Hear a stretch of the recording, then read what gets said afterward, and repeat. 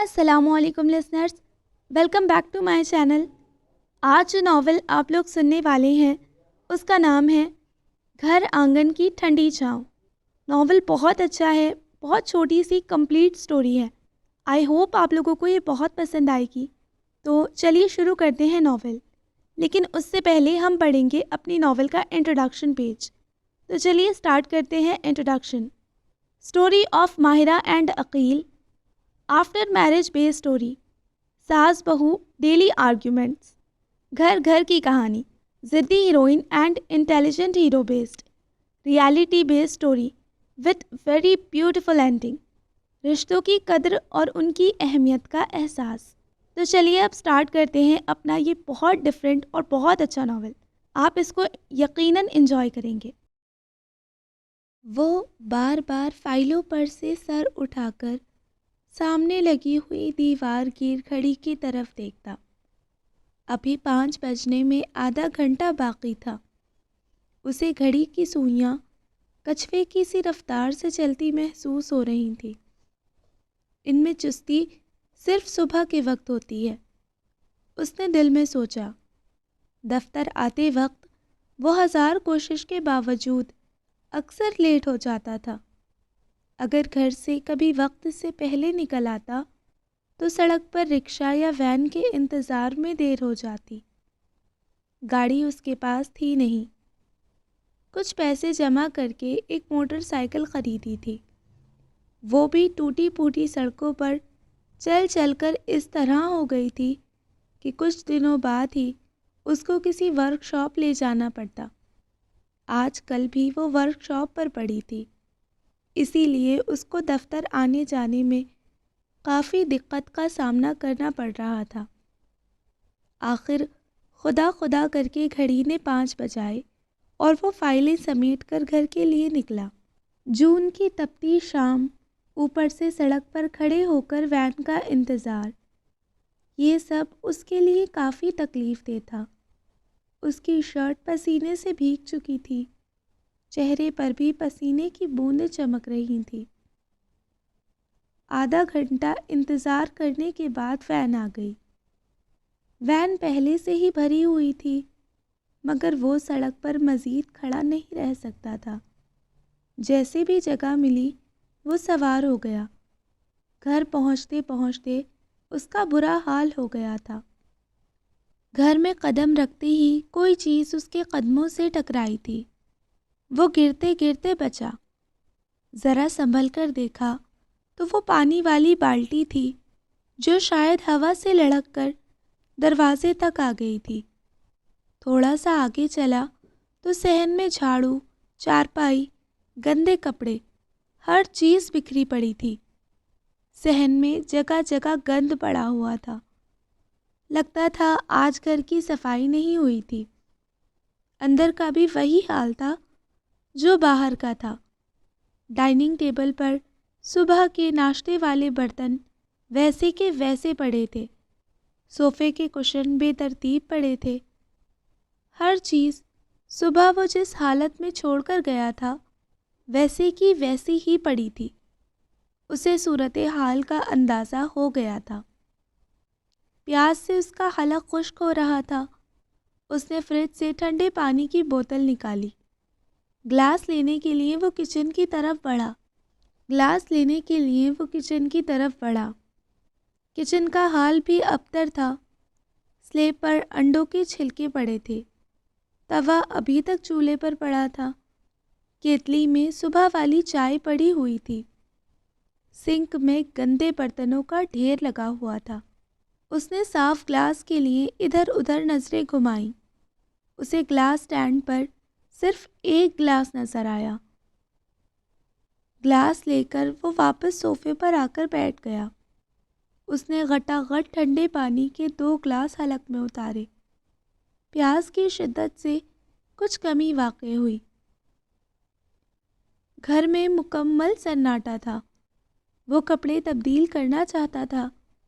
اس کے کمرے کا دروازہ بند تھا۔ اس نے ہاتھ سے دھکا دے کر دروازہ کھولنا چاہا، مگر دروازہ اندر سے لاک تھا۔ اس نے دروازے پر دستک دی مگر لا حاصل۔ نہ دروازہ کھلا، نہ کسی قسم کی کوئی آہٹ سنائی دی، جیسے کوئی اندر ہو ہی نہ۔ اس نے اسٹور سے غیر استری شدہ سوٹ نکالا اور باتھ روم میں گھس گیا۔ ٹھنڈے پانی کے شاور نے اس کو کافی تازگی بخشی۔ نہا کر نکلا تو دروازہ ابھی تک بند تھا۔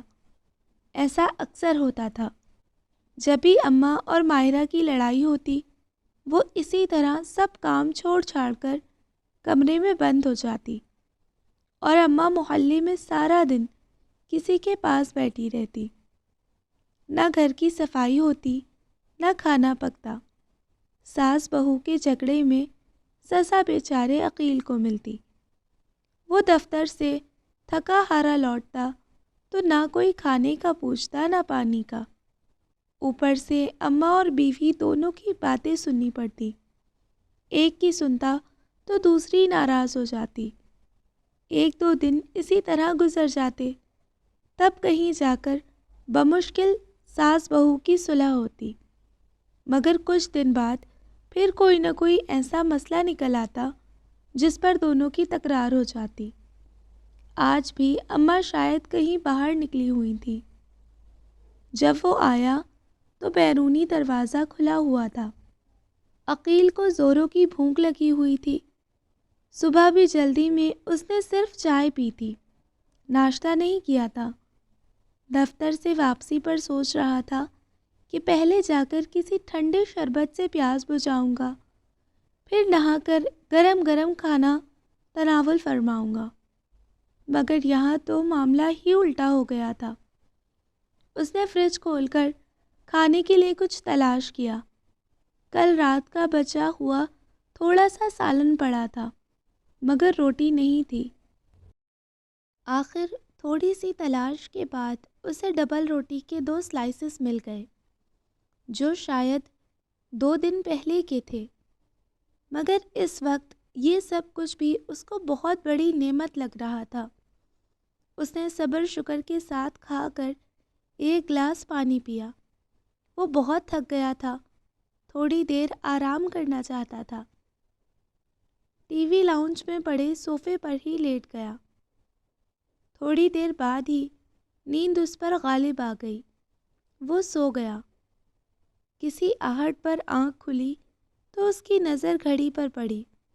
رات کے 8 بج چکے تھے۔ وہ 1.5 گھنٹے سے سوتا رہا تھا۔ ماہرہ کے کمرے کا دروازہ ابھی تک بند تھا۔ اماں جانے کہاں سے آ رہی تھی۔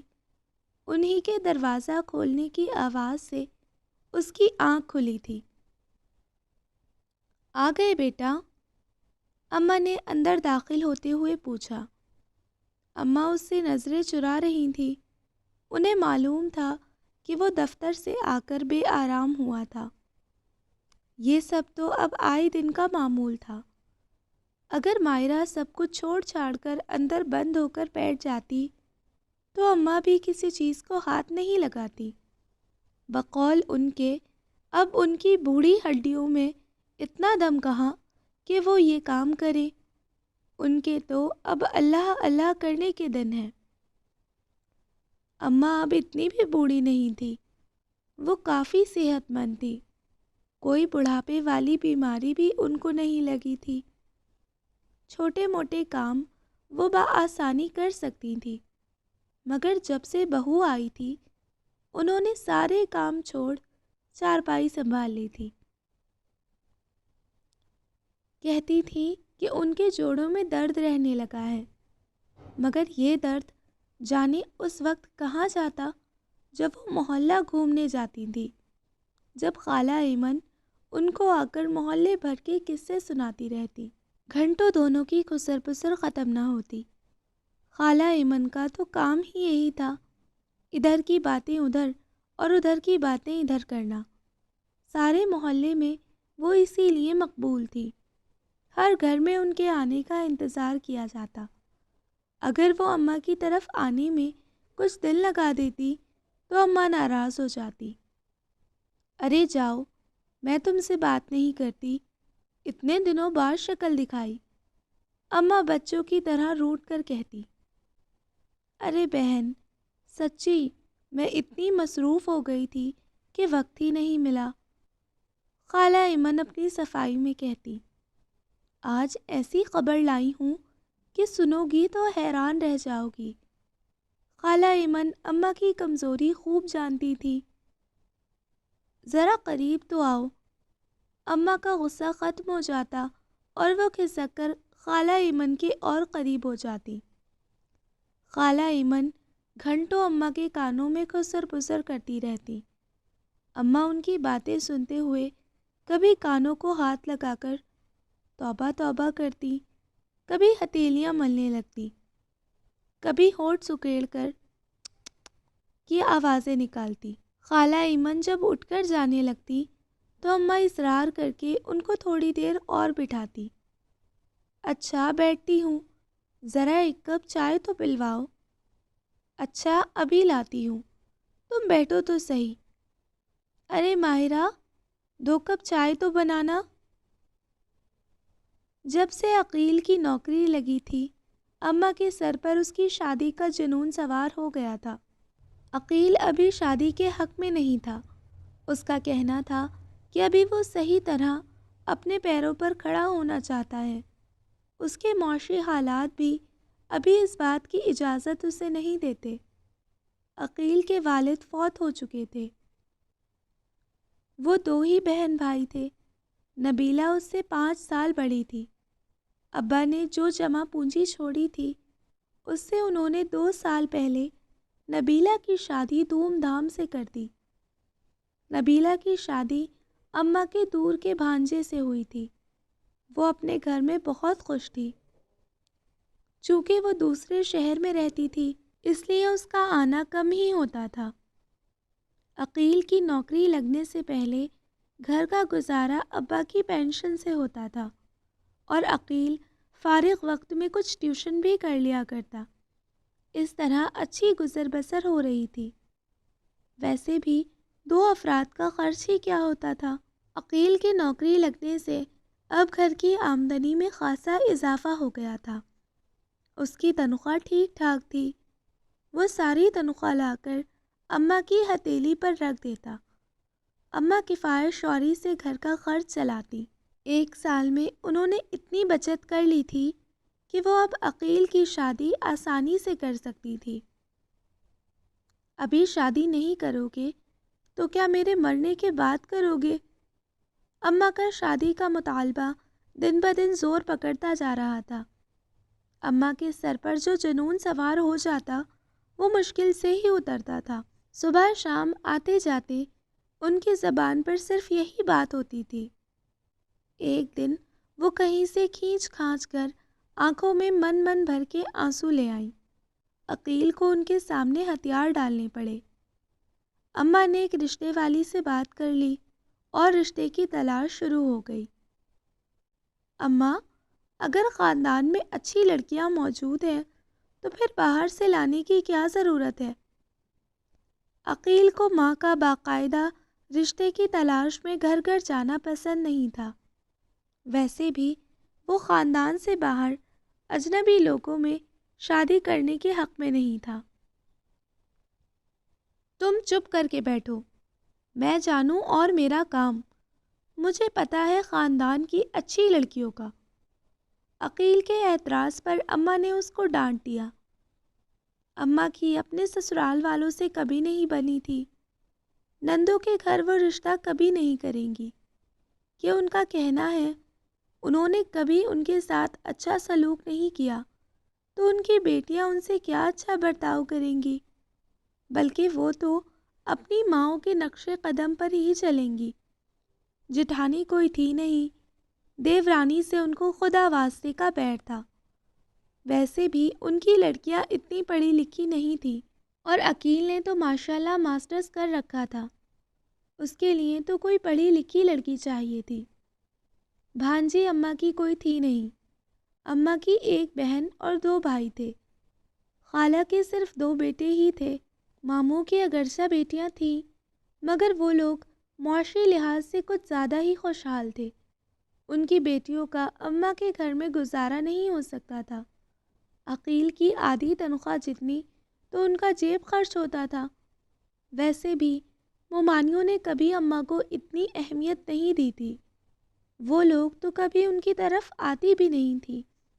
اگر اماں کبھی ان سے ملنے چلی جاتی تو ان کا سلوک بڑا رسمی سا ہوتا، لہٰذا ان کی طرف کا تو اماں نے سوچا بھی نہیں تھا، کیونکہ ان کو معلوم تھا کہ وہ ان سے رشتہ مانگنے گئیں بھی تو انکار ہی ہوگا۔ ان تمام حالات کو پیش نظر رکھ کر فیصلہ یہی ہوا کہ لڑکی خاندان سے باہر تلاش کی جائے۔ رشتے والی ماسی اماں سے کافی پیسے بٹور چکی تھی، مگر نتیجہ ابھی تک کچھ نہیں نکلا تھا۔ لڑکی پسند آتی تو خاندان اچھا نہ ہوتا، اگر کہیں یہ دونوں باتیں ملتی تو لڑکی کی تعلیم کم ہوتی۔ اسی کوشش میں 3 مہینے گزر گئے۔ عقیل کا خیال تھا کہ اماں تھک ہار کر خاندان میں رشتہ کرنے پر راضی ہو جائیں گی، مگر وہ بھی ہمت ہارنے والی نہیں تھی۔ ایک دن خالہ ایمن سے انہوں نے اس سلسلے میں بات کی تو وہ ان کو ماہرہ کے گھر لے گئیں۔ اماں کو ماہرہ بہت پسند آئی۔ وہ BA پاس تھی، خاندان بھی اچھا تھا۔ وہ لوگ بھی عقیل کو دیکھنے آئے، انہیں بھی عقیل پسند آ گیا۔ دونوں خاندانوں کی 2-4 ملاقاتوں کے بعد رشتہ طے پا گیا۔ اماں تو خوشی سے پھولے نہ سما رہی تھیں۔ اماں ہر آنے جانے والے کے سامنے ماہرہ کی تعریفیں کرتے نہ تھکتی، خصوصاً جب کوئی خاندان سے آتا تو وہ کہتی، میری بہو تو چاند کا ٹکڑا ہے، ایسی لڑکی چراغ لے کر ڈھونڈو تو بھی نہ ملے، ہماری فیملی میں تو اس کے پلے کی کوئی لڑکی ہے ہی نہیں۔ اماں سب کے دلوں کو جلا کر اپنا دل ٹھنڈا کرتی۔ گھر میں شادی کی تیاریاں شروع ہو گئیں۔ اماں نے عقیل کی شادی کے لیے کافی رقم جمع کر رکھی تھی۔ انہوں نے مہنگی مہنگی دکانوں سے بری کے جوڑے تیار کروائے۔ زیور ان کی اپنی شادی کے رکھے ہوئے تھے، وہ تڑوا کر انہوں نے آج کل کے فیشن کے نئے زیور بنوائے۔ نبیلہ بھی راولپنڈی سے آ گئی، البتہ اس کے شوہر شادی سے صرف 3 دن پہلے ہی آئے، کیونکہ ان کو کام سے چھٹی نہیں مل رہی تھی۔ اماں نے اپنے اکلوتے بیٹی کی شادی پر جی بھر کر ارمان نکالے۔ سارے رشتہ داروں نے شادی میں شرکت کی۔ سب کو شادی سے زیادہ چاند سی دلہن دیکھنے کا اشتیاق تھا۔ آخر جنوری کی ایک خوشگوار شام کو ماہرہ دلہن بن کر عقیل کے آنگن میں اتری۔ وہ دلہن کے روپ میں کافی اچھی لگ رہی تھی، مگر دیکھنے والوں کو دیکھ کر ایک دھچکا سا لگا کہ وہ کسی طرح بھی چاند کا ٹکڑا تو نہیں لگ رہی تھی۔ معمولی شکل و صورت، مناسب قد، گندمی رنگت، سنہری زیوروں میں لدی سرخ لہنگا، بھاری کامدار دوپٹہ، اور اس پر بیوٹیشین نے کمال مہارت سے اس کے نقوش کو سنوارا تھا۔ ان سب میں وہ کافی خوبصورت لگ رہی تھی، مگر یہ مصنوعی حسن کا لبادہ اتر کر جو شکل سامنے آنا تھی، اس کو اگر چاند کے سامنے کیا جاتا تو وہ واقعی ناراض ہو کر بادلوں میں منہ چھپا لیتا۔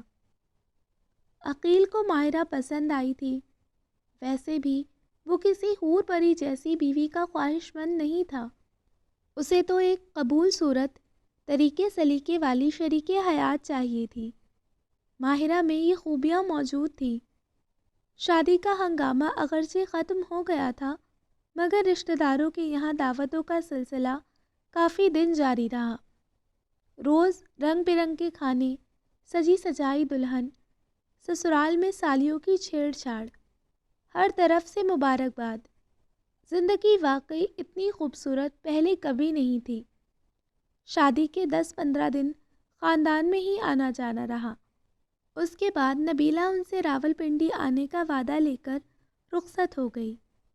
کیونکہ وہ کافی دنوں سے آئی ہوئی تھی، اس کے میاں کے فون پر فون آ رہے تھے۔ عقیل کے دل سے شادی کے بارے میں جو وسوسے تھے وہ نکل گئے تھے۔ وہ اکثر سوچتا کہ وہ خواہ مخواہ شادی کے نام سے بھاگتا تھا۔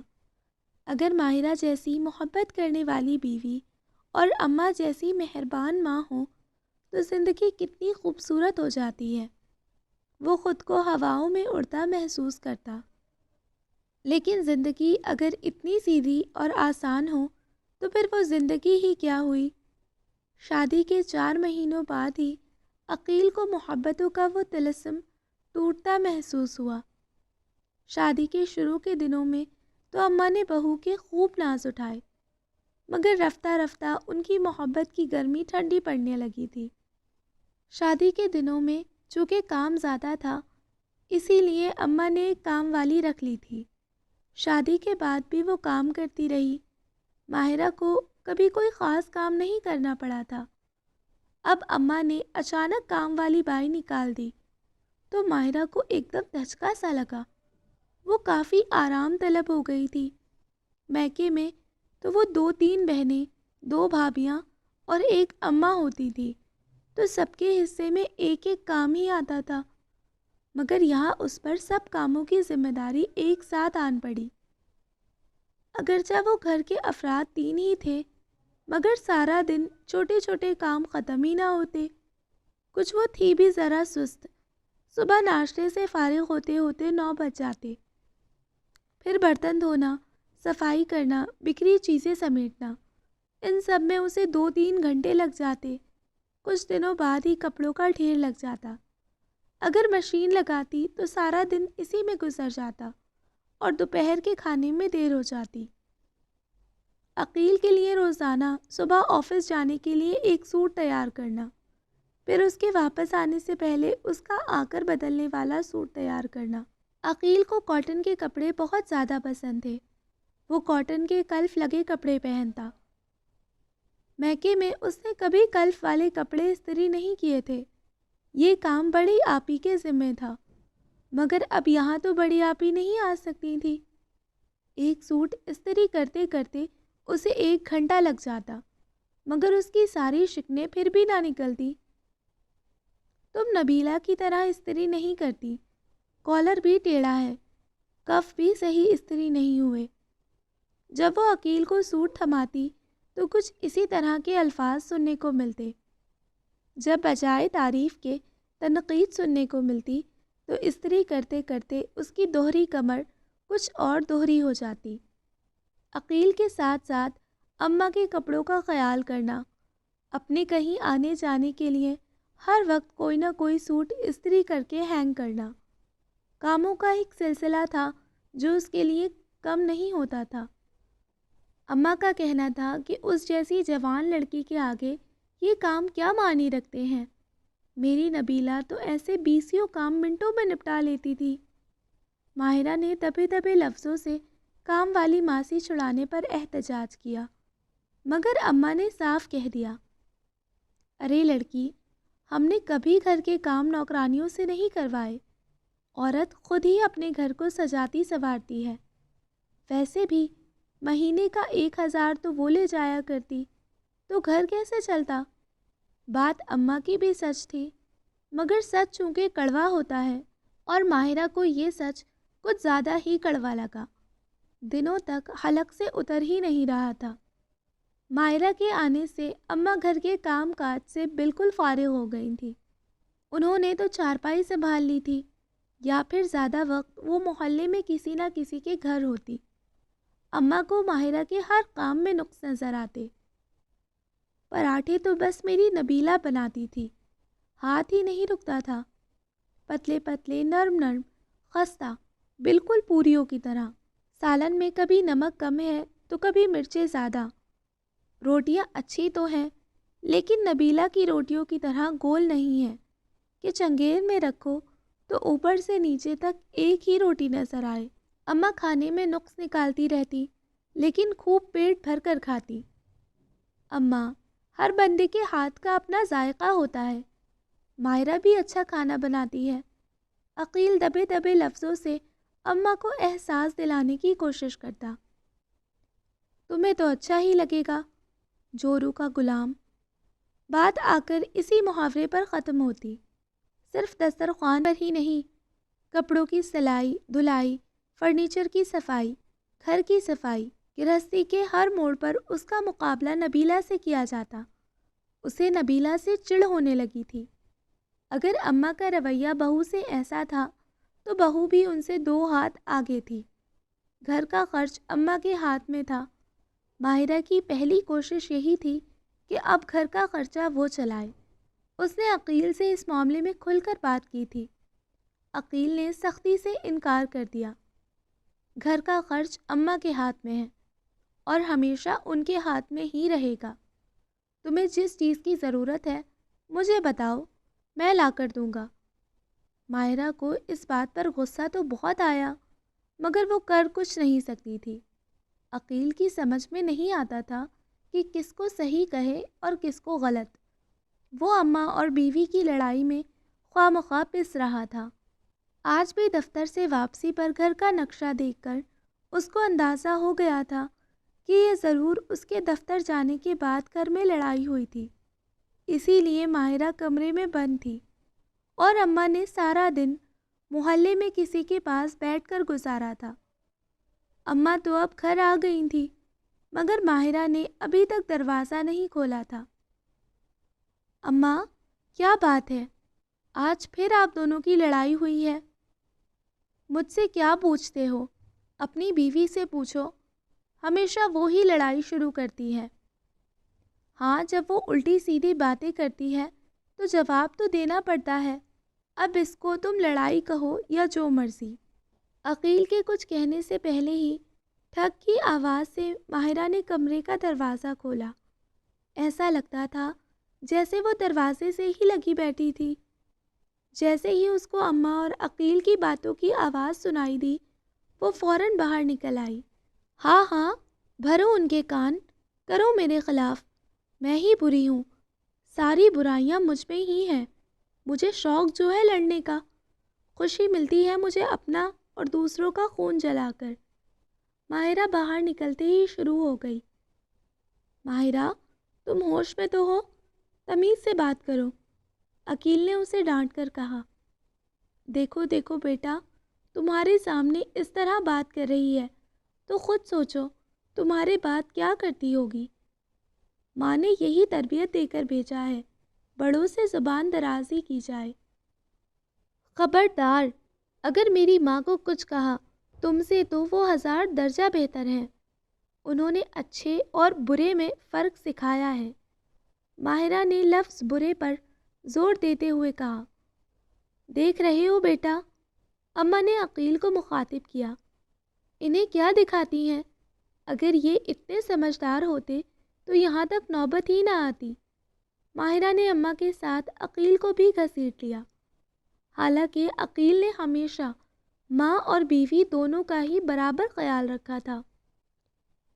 خدا کے لیے بس کرو، سارا محلہ دیواروں سے کان لگائے سن رہا ہوگا۔ اس نے اس کے سامنے ہاتھ جوڑ دیے۔ سنتا ہے تو سنے، اچھا ہے سب کو معلوم ہو جائے کہ میرے ساتھ اس گھر میں کیا سلوک ہوتا ہے۔ ماہرہ نے بھی آج خاموش نہ ہونے کی قسم کھا رکھی تھی۔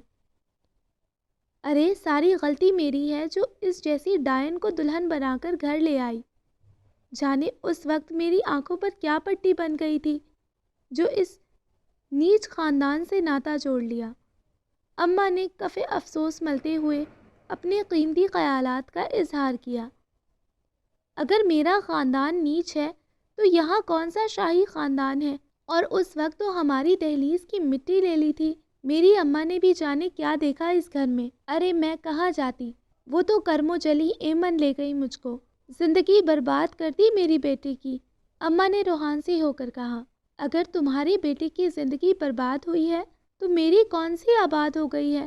2 گھڑی سکون کا وقت نہیں ملتا، سارا دن نوکروں کی طرح کام میں جتی رہتی ہوں۔ اسی لیے کہتے ہیں کہ سسرال میں سونے کے بن کر بھی رہو مگر قدر کوئی نہیں ہوتی۔ ماہرہ غصے میں جو منہ میں آیا بولے چلی جا رہی تھی۔ عقیل کی سماعتیں شل ہو رہی تھیں۔ اب میں اس جہنم میں اور نہیں رہ سکتی، میں جا رہی ہوں واپس اپنے گھر۔ یہ گھر میرا نہیں جہاں میرے میکے سے کسی کے آنے پر منہ پھلا لیا جائے، جہاں میں اپنی مرضی سے کچھ نہیں کر سکتی، جہاں میری کوئی عزت نہیں۔ یہ کہتے ہوئے وہ اندر گئی اور سامان والی اٹیچی جو اس نے پہلے ہی تیار کر رکھی تھی لے کر باہر آ گئی۔ عقیل ہکا بکا کھڑا اسے دیکھتا رہا۔ اسے ماہرہ کے اس حد تک جانے کی توقع نہیں تھی۔ میں نے تو تمہارے مان اور عزت میں کوئی کمی نہیں کی، تم کو ہمیشہ اپنے گھر کی اور اپنے دل کی رانی سمجھا، مگر تم نے ایک لمحے میں یہ سارے جذبے اپنے پاؤں تلے رون دیے۔ کوئی عقیل کے اندر سے چیخ چیخ کر کہہ رہا تھا، مگر اس کے لب خاموش تھے۔ وہ اپنی جگہ بت بنا کھڑا رہا۔ ماہرہ اپنے سامان سمیت بیرونی دروازے سے باہر نکل گئی۔ عقیل کے وہم و گمان میں بھی نہ تھا کہ ماہرہ اس کے گھر آنگن کو اس طرح ٹھوکر مار کر چلی جائے گی۔ ماہرہ کو میکے گئے 15 دن گزر گئے تھے۔ عقیل نہ تو اس کو لینے گیا تھا اور نہ ہی فون کیا تھا۔ وہ جس طرح اس گھر کو ٹھوکر مار کر گئی تھی، عقیل کے لیے وہ سب قبول کرنا بہت مشکل تھا۔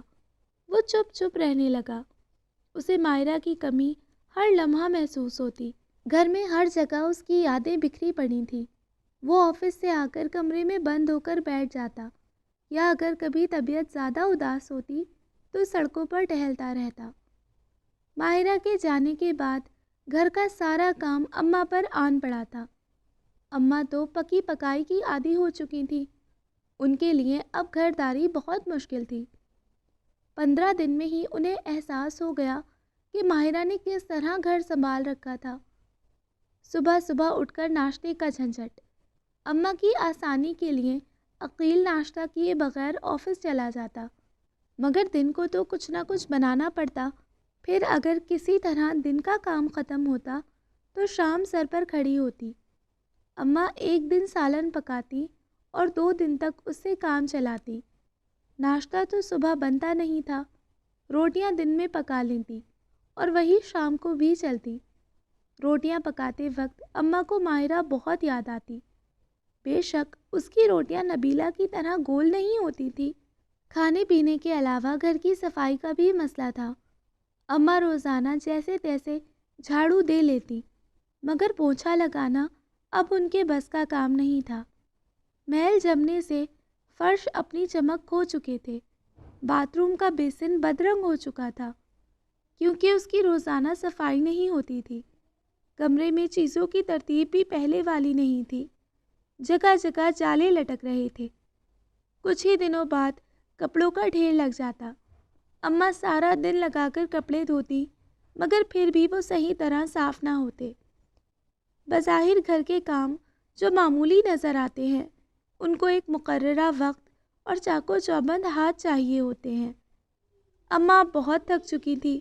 انہیں پوری طرح احساس ہو گیا اب یہ گھر ماہرہ کے بغیر نہیں چل سکتا تھا۔ ان کی خواہش تھی کہ ماہرہ جلد از جلد گھر واپس آ جائے۔ وہ دیکھ رہی تھی کہ عقیل بھی ماہرہ کے جانے سے بہت اداس اور بجھا بجھا سا رہنے لگا ہے۔ آج انہوں نے تہیہ کر لیا کہ وہ عقیل سے بات کریں گی کہ وہ ماہرہ کو گھر لے آئے۔ عقیل کہیں باہر نکلا ہوا تھا۔ وہ جیسے ہی آیا، اماں نے اس سے بات کرنے کی ٹھان لی۔ کہاں گئے تھے بیٹا؟ حالانکہ انہیں معلوم تھا کہ وہ اکثر شام کو دوستوں کے ساتھ پارک وغیرہ میں بیٹھا رہتا تھا۔ کہیں نہیں اماں، یہی تھا، عقیل نے سرسری سا جواب دیا۔ بیٹا تم سے ایک بات کرنی تھی۔ اماں نے اصل موضوع چھیڑا۔ کہیں اماں، کیا بات ہے؟ بیٹا بہو کی طرف نہیں گئے تم؟ کتنے دن ہو گئے اس کو گئے ہوئے، اب ایسی بھی کیا ناراضگی؟ کیوں اماں، کیا اداس ہو گئی آپ اس کے بغیر؟ عقیل نے تنزیہ کہا۔ ایسا ہی سمجھ لو، اماں نے اس کے لہجے کی چبھن محسوس کرتے ہوئے کہا۔ خود ہی گئی ہے، خود ہی آئے گی، کوئی گھر سے نکالا نہیں گیا اس کو۔ میں اس کو لینے نہیں جاؤں گا اور نہ ہی آپ جائیں گی، سنا آپ نے؟ کیوں؟ میں کیوں نہ جاؤں؟ آخر کسی نے تو جانا ہے، بات اسی طرح ختم ہوگی۔ آخر بڑوں کو ہی چھوٹوں کے مسئلے حل کرنے ہوتے ہیں۔ اماں، اگر آپ کو بڑا پن دکھانا تھا تو اس وقت دکھاتی جب آپ دونوں معمولی اور چھوٹی چھوٹی باتوں پر بچوں کی طرح لڑنا شروع کر دیتی تھی۔ اس وقت آپ نے یہ سب کیوں نہیں سوچا؟ اگر ماہرہ کم عقل تھی تو آپ اپنے حسن سلوک سے اس کو بدل سکتی تھی۔ وہ پہلے دن سے ایسی نہ تھی۔ آپ نے اس کو ہر قدم پر تنقید کا نشانہ بنایا، ہر جگہ اسے نبیلہ سے کمتر ہونے کا احساس دلایا۔ آپ کو تو اس کی ہر بات پر اعتراض تھا۔ اس کے رسالے پڑھنے، اونچا میوزک سننے، گھنٹوں فون پر سہیلیوں سے گپے لگانے، نئے فیشن کے کپڑے پہننے، آئے دن میکے جانے، غرض ہر بات پر تو اعتراض تھا۔ مگر اماں ذرا سوچیں، کیا یہ سب عادتیں ہر لڑکی میں نہیں ہوتی؟ کیا نبیلہ آپی میں بھی یہ سب عادتیں نہیں تھی؟ اس وقت تو آپ کو یہ سب باتیں اتنی بری نہیں لگتی تھیں، بلکہ آپ کہتی تھی کہ نبیلہ تو ہمارے گھر کی چڑیا ہے، اس کی چہکار سے گھر کی رونق ہے، جس دن یہ اڑ گئی ہمارے گھر کا آنگن سونا ہو جائے گا۔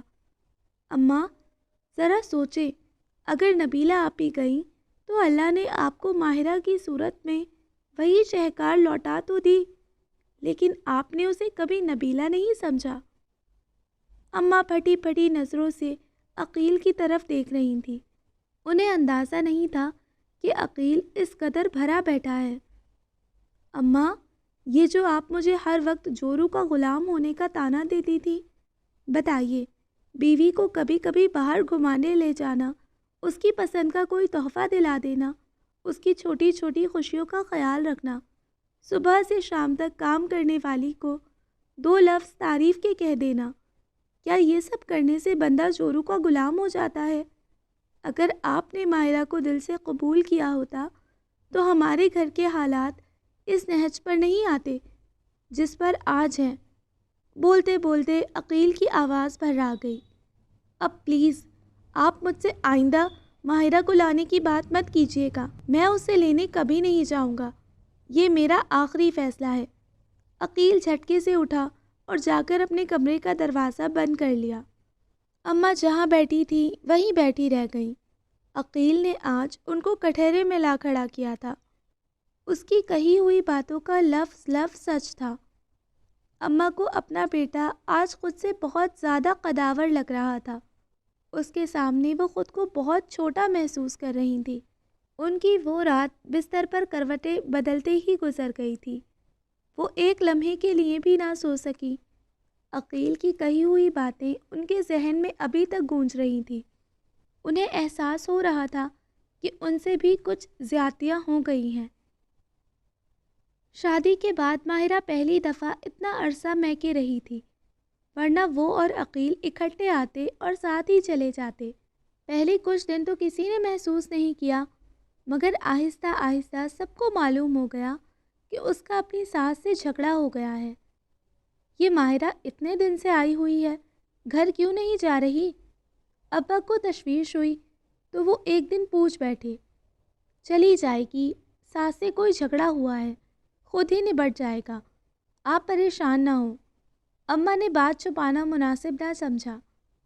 دیکھو ماہرہ کی ماں، جو بھی مسئلہ ہے اس کو حل کرو اور اسے اپنے گھر بھیجو، بات کو طول نہ دو، خود جا کر پتہ کرو، عقیل سے ملو، آخر بات کیا ہوئی ہے؟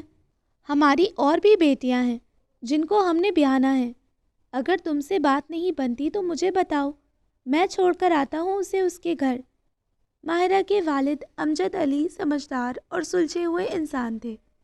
نہ کس نے تم سے کہا تھا کہ تم لڑ جھگڑ کر گھر ہی چھوڑ بیٹھو؟ امی، کیا ہو گیا ہے آپ کو؟ کیا میں آپ پر بوجھ بن گئی ہوں؟ آپ خود ہی تو کہتی تھی کہ کسی سے دب کر نہ رہنا، ورنہ ہمیشہ کے لیے دب جاؤ گی۔ لیکن تمہیں گھر چھوڑنے کا تو نہیں کہا تھا، اس طرح بات بگڑ بھی سکتی ہے۔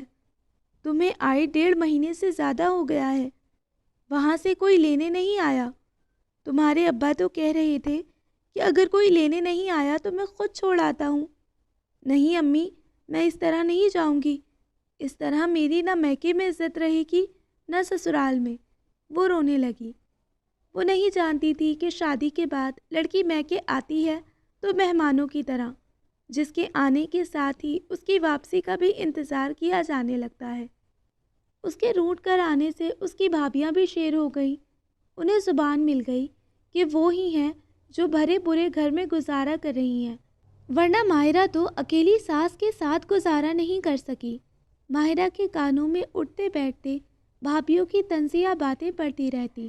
بس چکا ان کا گھر، گئی نہیں اور مڑ بھی آئیں، ابھی تو راستے بھی میلے نہیں ہوئے۔ وہ پلٹ کر جواب نہیں دیتی۔ گھر کے سب افراد اس سے کھنچے کھنچے رہنے لگے تھے۔ ماہرہ سے چھوٹی علینا کے رشتے کی بات چل رہی تھی۔ ماہرہ کی وجہ سے اس پر اثر پڑ سکتا تھا، اسی لیے علینا اس سے کم ہی بات چیت کرتی۔ حالانکہ جب وہ پہلے آتی تھی تو سب سے زیادہ وہی اس کے پاس بیٹھ کر گپے لگاتی۔ امی بھی اب خواہ مخواہ چھوٹی چھوٹی باتوں پر چڑھنے لگی تھی۔ وہ بظاہر تو دوسروں کو ڈانٹ رہی ہوتی، مگر اسے لگتا جیسے وہ اس کو سنا رہی ہوں۔ ماہرہ کے لیے زندگی کا یہ روپ انتہائی بھیانک تھا۔ کتنی ناقدری اور ناشکری کی میں نے۔ عقیل جیسے محبت کرنے والے شوہر کو کتنا دکھ دیا، ان کے گھر کو، ان کی محبت اور خلوص کو ایک ٹھوکر میں چھوڑ آئی اس میکے کے گھمنڈ پر۔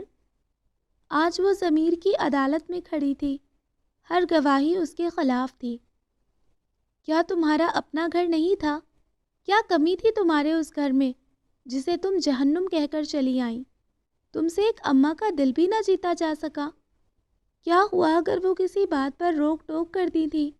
کیا تمہاری سگی ماں نے کبھی تمہیں کسی بات پر منع نہیں کیا؟ کیا انہوں نے کبھی تمہاری ذات پر نکتہ چینی نہیں کی؟ مائیں اگر ایسا کرتی ہیں تو اولاد کی اصلاح کے لیے۔ کیا تمہاری سگی ماں نے کبھی تمہیں بے خدا فیشن کے ملبوسات پہننے پر نہیں ٹوکا؟ کیا وہ تمہیں میوزک سننے پر نہیں ٹوکتی؟ کیا وہ رسالوں کو زیادہ پڑھنے سے منع نہیں کرتی کہ اس طرح آنکھوں کی بینائی پر اثر پڑتا ہے؟ یہی سب باتیں اگر ساس نے کہہ دی تو تم کو یہ پابندیاں لگنے لگی۔ جس طرح تم نے ساس سے بدتمیزی کی، اگر تمہاری بھابیاں تمہاری ماں سے کریں تو تمہارے بھائی خاموش رہیں گے؟ تم نے کیوں عقیل کو اس کا صبر آزمانے پر مجبور کر دیا؟ ضمیر کی عدالت میں اس پر لگائے جانے والے الزامات کی فہرست بہت طویل تھی۔ اوہ میرے خدایا، مجھ سے کیا ہو گیا؟ میں خود ہی اپنی کم عقلیوں سے اپنا گھر اجاڑنے لگی تھی۔ ان چند دنوں میں ماہرہ نے جو کچھ سیکھا تھا اپنے گھر میں رہ کر شاید وہ کبھی نہیں سمجھ سکتی تھی۔ وہ اب جلد از جلد گھر لوٹنا چاہتی تھی، مگر گھر سے کوئی لینے نہیں آ رہا تھا۔ ابا کا اصرار بھی روز بروز بڑھنے لگا تھا کہ ماہرہ کو گھر چھوڑ کر آؤ، نہیں تو میں خود چھوڑ آتا ہوں۔ ماہرہ اب اس طرح نہیں جائے گی، امی کہتی۔ عذرا بیگم تم جیسی مائیں ہی ہوتی ہیں جو بیٹیوں کو بسنے نہیں دیتی، جھوٹی انا لے کر بیٹھ جاتی ہیں۔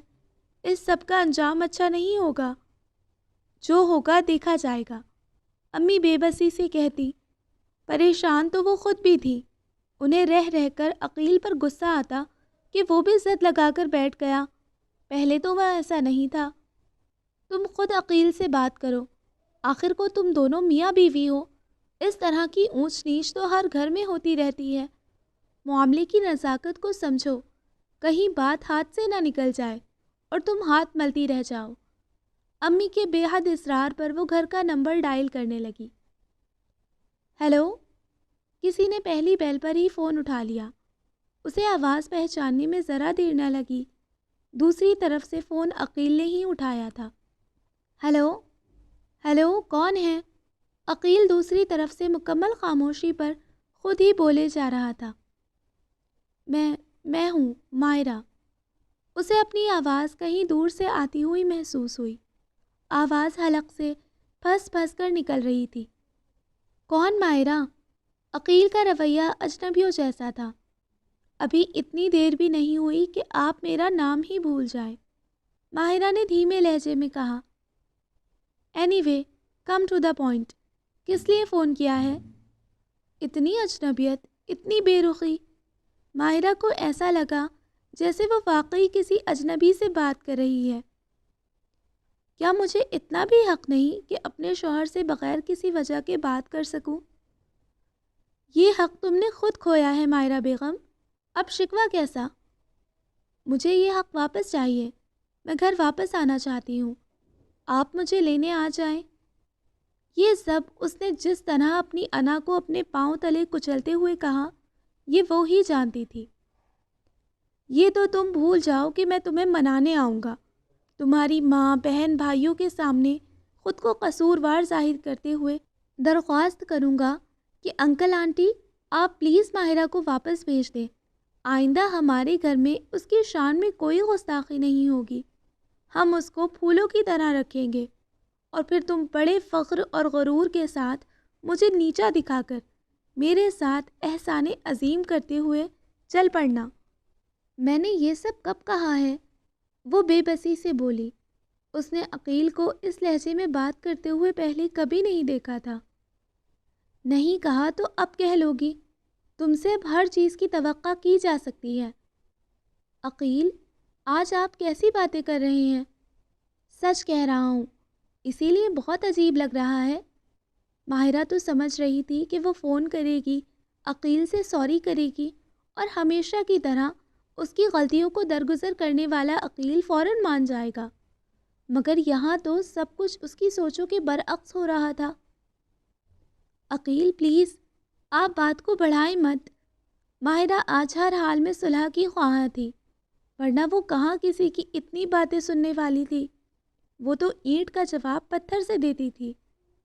بات تم نے شروع کی تھی، اختتام میں کروں گا۔ ویسے بھی تم اس گھر میں، جو کہ بقول تمہارے کسی طرح بھی جہنم سے کم نہیں، آ کر کیا کرو گی؟ اس گھر نے تمہیں دیا ہی کیا ہے؟ نہ محبت، نہ مان، نہ عزت۔ بھلا کیوں لوٹو گی تم واپس اس ویرانے میں جہاں تم سے نوکرانیوں کی طرح کام کروایا جاتا ہے؟ عقیل ماہرہ کی کہی ہوئی باتیں لوٹا رہا تھا۔ تم جیسے گئی تھی ویسے ہی آؤ گی، یہاں سے کوئی تمہیں لینے نہیں آئے گا۔ عقیل نے فون بند کر دیا۔ اسے فون رکھتا دیکھ کر امی آ گئی۔ ہو گئی عقیل سے بات؟ کیا کہا اس نے؟ کب آئے گا؟ انہوں نے ایک ہی سانس میں کتنے سوال کر ڈالے۔ امی وہ نہیں آئیں گے۔ شام تک یہ بات سارے گھر میں پھیل چکی تھی۔ سب کو معلوم ہو چکا تھا کہ ماہرہ کے سسرال والے بھی اب ضد لگا کر بیٹھ گئے ہیں۔ چھپ بھی کیسے سکتی تھی؟ سب کو پتا تھا کہ چھوٹی بھابھی کو کنسوئیاں لینے کی عادت ہے۔ عقیل اور اس کے درمیان ہونے والی گفتگو ابا تک بھی پہنچ گئی تھی۔ انہوں نے ماہرہ کو بلا کر کہا، اپنا سامان پیک کر لو، ہمیں صبح ہی نکلنا ہے۔ مگر کہاں ابو؟ وہ سمجھ نہ سکی۔ تمہارے گھر اور کہاں؟ مگر ابو، اب میں تمہاری کوئی اگر مگر نہیں سنوں گا۔ اپنی حماقتوں کا انجام دیکھ لیا؟ بسا بسایا گھر اجاڑنے پر تلی ہوئی ہو تم دونوں ماں بیٹی۔ کیا تمہیں خود احساس نہیں؟ تمہاری چھوٹی بہنیں بھی ہیں، اگر تم گھر بیٹھ گئی تو سوچو ان کے مستقبل پر کیا اثر پڑے گا۔ ماہرہ نے خود کو اتنا بے بس کبھی محسوس نہیں کیا تھا۔ جی ابو، کہہ کر وہ اپنے کمرے کی طرف چل پڑی۔ اس کے پاؤں من بھر کے ہو رہے تھے۔ کمرے میں پہنچ کر وہ بیڈ پر دھڑام سے گر گئی۔ یا اللہ، اتنی بے وقتی! وہ تکیے میں سر دے کر رونے لگی۔ آنکھوں کے راستے دل کا غبار دھل گیا تو وہ خود کو ہلکا پھلکا محسوس کرنے لگی۔ اس پریشانی میں اس کو صرف ایک ہی راستہ نظر آیا۔ باتھ روم میں جا کر اس نے وضو کیا اور جائے نماز بچھا کر عشاء کی نماز ادا کرنے لگی۔ پھر 2 رکعت پڑھ کر اپنے رب کے حضور گڑ گڑا کر دعا مانگی، اور پتہ نہیں کب اس کی آنکھ لگ گئی۔ فجر کی اذان کے وقت اس کی آنکھ کھلی۔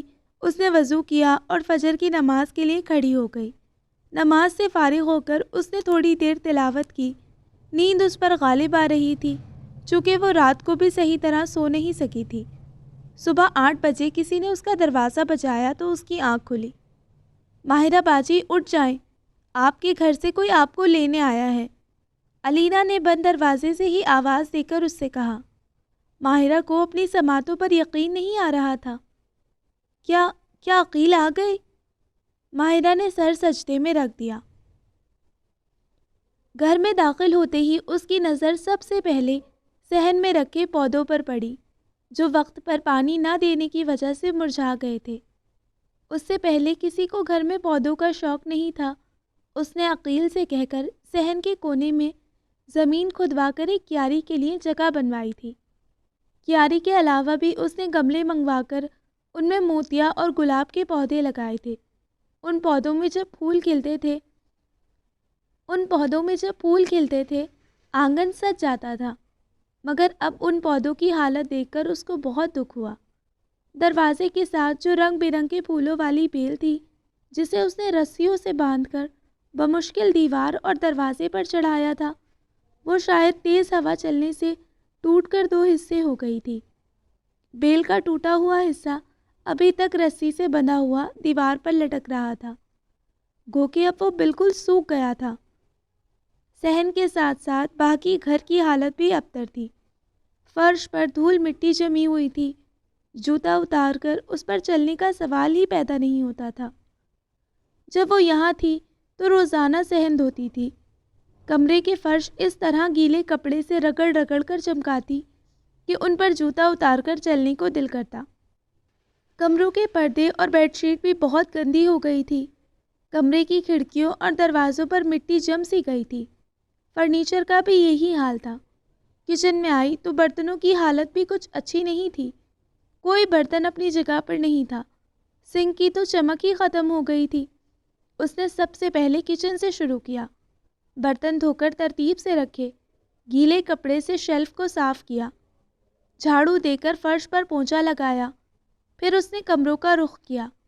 سب سے پہلے اس نے اماں کے کمرے کی صفائی کی۔ ان کے بستر کی چادر کافی گندی ہو گئی تھی۔ اس نے دوسری چادر ڈال کر گندی چادر دھونے والے کپڑوں میں رکھ دی۔ اماں نے صحن میں پڑی واشنگ مشین کو دھو کر اس میں صابن ڈال دیا۔ وہ دھلنے والے کپڑے نکال کر بڑے ٹب میں رکھتی جاتی۔ ان کاموں سے فارغ ہو کر وہ اپنے کمرے کی طرف آئی۔ کپڑوں والی الماری کھولی تو کوئی کپڑا اپنی جگہ پر نہیں تھا۔ صرف ایک سوٹ ہینگر پر لٹک رہا تھا۔ کاٹن کے کپڑے ایک کونے میں گچھا بنے پڑے ہوئے تھے۔ لگتا تھا اس کے جانے کے بعد کسی نے ان کو ہاتھ تک نہیں لگایا تھا۔ لگاتا بھی کون؟ اماں تو اب کلف لگا کر استری کرنے سے رہیں۔ عقیل کو کتنا شوق تھا کاٹن کے کپڑوں کو کلف لگا کر پہننے کا۔ اسے دل میں دکھ سا محسوس ہوا۔ الماری کی ترتیب درست کرنے کے بعد اس نے بیڈ شیٹ بدلی۔ عقیل کی کتابوں کو ترتیب سے رکھا۔ عقیل کو کتابیں پڑھنے کا بہت شوق تھا۔ وہ رات کو سونے سے پہلے کسی اچھی سی کتاب کا مطالعہ ضرور کرتا تھا۔ کتابوں کو صاف کرتے کرتے ایک کاغذ اس کے ہاتھ لگا۔ اس نے کھول کر دیکھا تو اس پر کوئی شعر لکھا ہوا تھا۔ کبھی عزیز تھا جو مجھ کو دل و جان کی طرح، ابھی قریب سے گزرا ہے وہ انجان کی طرح۔ اسے بتاؤ کڑی دھوپ میں جل رہا ہوں میں، کبھی جو ساتھ تھا میرے سائبان کی طرح۔ ماہرہ کو محسوس ہوا کہ جس طرح وہ عقیل کے لیے دن رات تڑپی ہے، اسی طرح عقیل نے بھی اس کی کمی محسوس کی ہے۔ اس احساس نے اس کے اندر تازگی بھر دی۔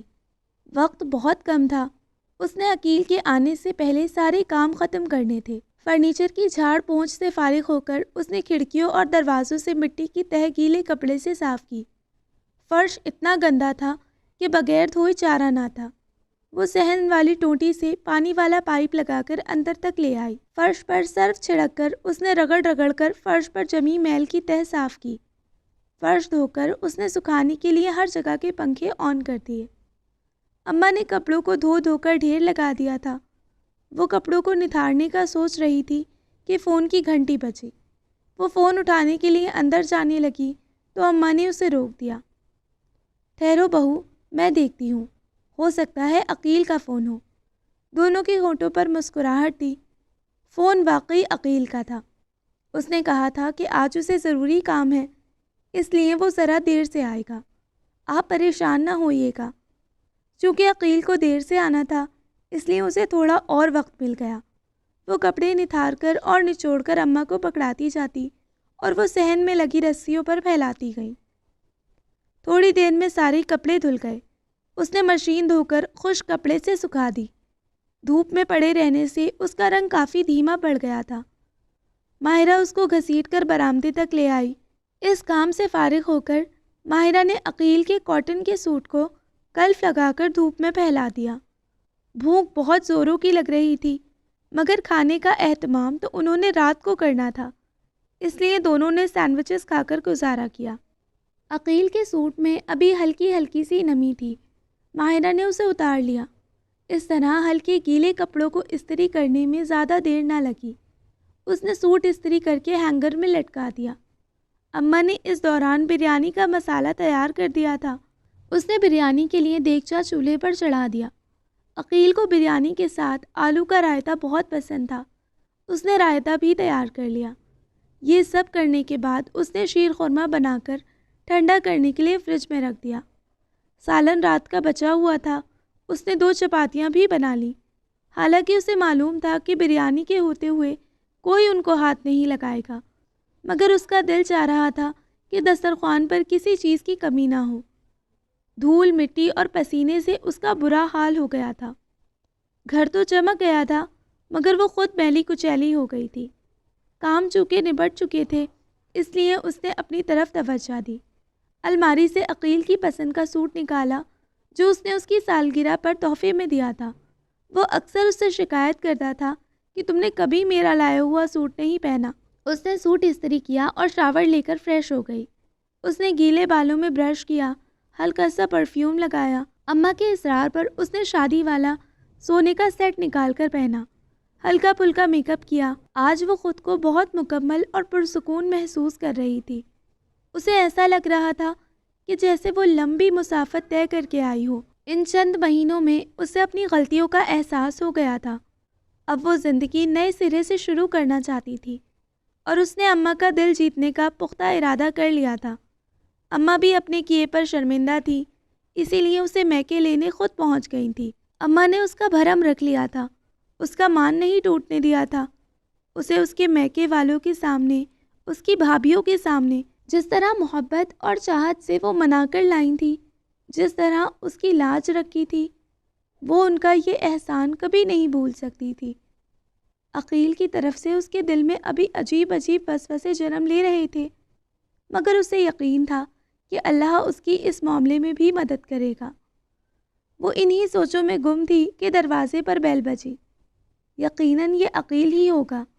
اس خیال کے ساتھ ہی اس کا دل دھک دھک کرنے لگا۔ وہ کمرے میں رہی۔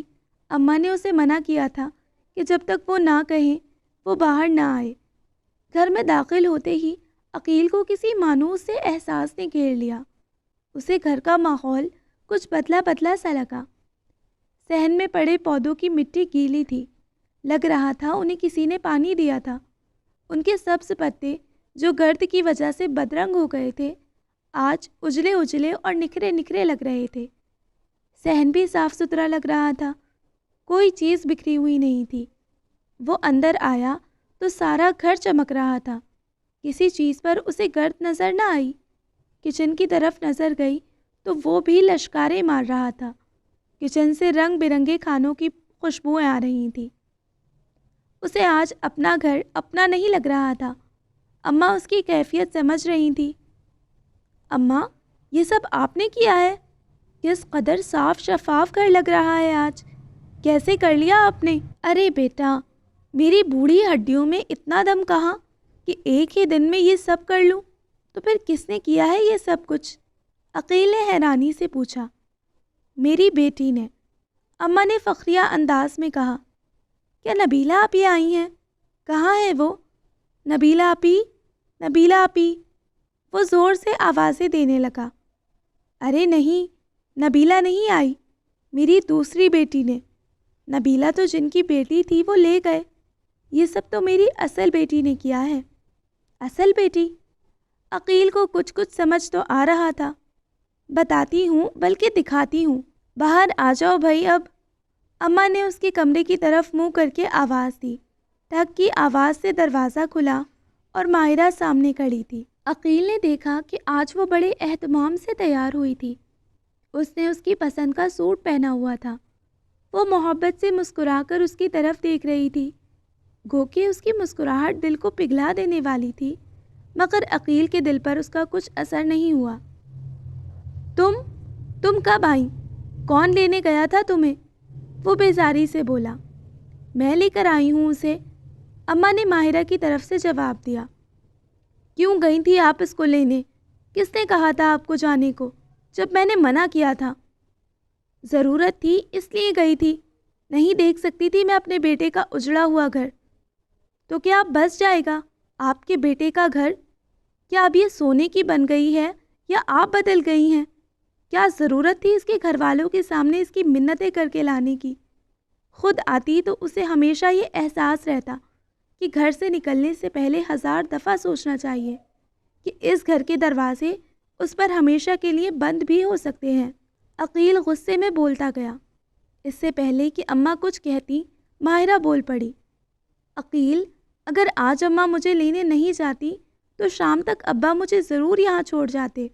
یہ تو اماں کا بڑا پن تھا جو وہ مجھے لینے چلی گئی، اور انہوں نے میری سب گھر والوں کے سامنے عزت رکھ لی۔ میری نظر میں ان کی عزت اور قدر اور بڑھ گئی۔ گھر سے نکل کر میں بہت پچھتائی ہوں، لیکن اللہ کے ہر کام میں بہتری ہوتی ہے، سو میرا ایک دفعہ گھر چھوڑ کر جانا ہمیشہ کے لیے واپس آنے کے لیے ضروری تھا۔ میں اگر اب اس گھر میں واپس آئی ہوں تو میری نیت اس گھر کو بسانے کی ہے۔ میرا وعدہ ہے آپ سے، میں اب آپ کو کبھی کوئی شکایت کا موقع نہیں دوں گی۔ آپ پلیز مجھے ایک دفعہ معاف کر دیں۔ وہ پھوٹ پھوٹ کر رونے لگی۔ دیکھو عقیل بیٹا، صبح کا بھولا اگر شام کو واپس آ جائے تو اسے بھولا نہیں کہتے۔ ہم دونوں سے ہی کچھ غلطیاں اور کوتاہیاں ہوئی ہیں، مگر ہمیں اب اپنی غلطیوں کا احساس ہو گیا ہے، تو تم بھی سب باتیں بھول کر نئی زندگی کا آغاز کرو۔ ماہرہ مسلسل روئے جا رہی تھی۔ اچھا تم رونا تو بند کرو۔ عقیل اس کے آنسوؤں سے گھبرا گیا۔ اماں چپ کروائے نا اسے کہیں میں نے اسے معاف کر دیا ہے، اب یہ رونا دھونا بند کرے۔ عقیل کو ماہرہ کے رونے سے الجھن ہو رہی تھی۔ اماں نے آگے بڑھ کر ماہرہ کو گلے سے لگا لیا۔ بھائی مجھے تو بہت زوروں کی بھوک لگی ہے، کیا کچھ کھانے کو بھی ملے گا یا صرف آج باتوں پر ہی گزارا کرنا ہے؟ آپ نہا کر فریش ہو جائیں، میں کھانا لگاتی ہوں۔ ماہرہ آنسو پونچھ کر بولی اور الماری سے عقیل کا کلف لگا سوٹ جو اس نے تھوڑی دیر پہلے بڑے پیار سے استری کر کر رکھا تھا نکال لائی۔ واہ بھائی، آج تو بڑا خیال رکھا جا رہا ہے ہماری پسند کی چیزوں کا۔ عقیل کا اشارہ اس کے کلف لگے سوٹ کے ساتھ ساتھ ماہرہ کے پہنے ہوئے سوٹ کی طرف بھی تھا جو وہ اپنی پسند سے لایا تھا۔ ماہرہ اس کی بات کا مطلب سمجھ کر مسکرا دی۔ چلیں اب جلدی کریں، کھانا ٹھنڈا ہو جائے گا۔ یہ کہتے ہوئے وہ کچن کی طرف چلی گئی۔ عقیل کے نہا کر نکلنے تک ماہرہ نے کھانا لگا دیا۔ کھانے کی ٹیبل پر عقیل کو محبتوں کا ایک اور جھٹکا لگا۔ اس کی پسند کی ڈشز کا خیال رکھا گیا تھا، بریانی کے ساتھ آلو کا رائتا اور میٹھے میں ٹھنڈا ٹھنڈا شیر قورمہ۔ سب نے مل کر کھانا شروع کیا۔ اماں نے نوٹ کیا کہ آج وہ بڑے دنوں بعد اس طرح کھل کر ہنس رہا تھا، ورنہ ماہرہ کے جانے کے بعد تو اسے ایک چپ سی لگ گئی تھی اور وہ گم سم سا رہنے لگا تھا۔ وہ بار بار کبھی اماں کو چھیڑتا اور کبھی ماہرہ سے کوئی شرارت کرتا۔ آج خلاف توقع اماں کو بریانی میں بھی کوئی خامی نظر نہیں آئی، کیونکہ کچھ تو اس میں ماہرہ کا خلوص شامل تھا اور کچھ اماں کے اندر بھی محبتوں کی چاشنی اتر آئی تھی، اس لیے آج سب کچھ اچھا لگ رہا تھا۔ اماں، آج بریانی کیسی ہے؟ عقیل کو شرارت سوجھی، کیونکہ جب بھی گھر میں بریانی بنتی تھی اماں یہ کہہ کر ماہرہ کا دل جلاتی کہ تمہارے ہاتھ میں نبیلہ والی لذت نہیں ہے۔ بہت اچھی ہے۔ اماں اس کی شرارت سمجھ گئی۔ بالکل نبیلہ باجی کی بریانی جیسی؟ عقیل فوراً بولا۔ نہیں، اس سے بھی اچھی۔ وہ کرما والی ہر دفعہ گھی زیادہ ڈال دیتی تھی، میں 1000 دفعہ کہتی، مگر مجال ہے جو کبھی اس پر اثر ہوتا۔ عقیل ہنس پڑا۔ ماہرہ اور اماں سے بھی ضبط نہ ہو سکا۔ تھوڑا سا دل بڑا کرنے سے خوشیوں نے ان کے گھر کا راستہ ایک بار پھر دیکھ لیا تھا۔ So listeners, this was the end of the novel گھر آنگن کی ٹھنڈی چھاؤں، اور یہ ناول بہت اچھا تھا، بہت سویٹ سی سٹوری تھی، مجھے بہت پسند آیا۔ آپ لوگ اپنی رائے کا اظہار کمنٹ باکس میں کیجیے گا اور بتائیے گا کہ آپ کو کیسا لگا۔ انشاءاللہ ملتے ہیں اگلے ناول میں، تب تک اپنا خیال رکھیے، دعاؤں میں یاد رکھیے۔ اللہ حافظ۔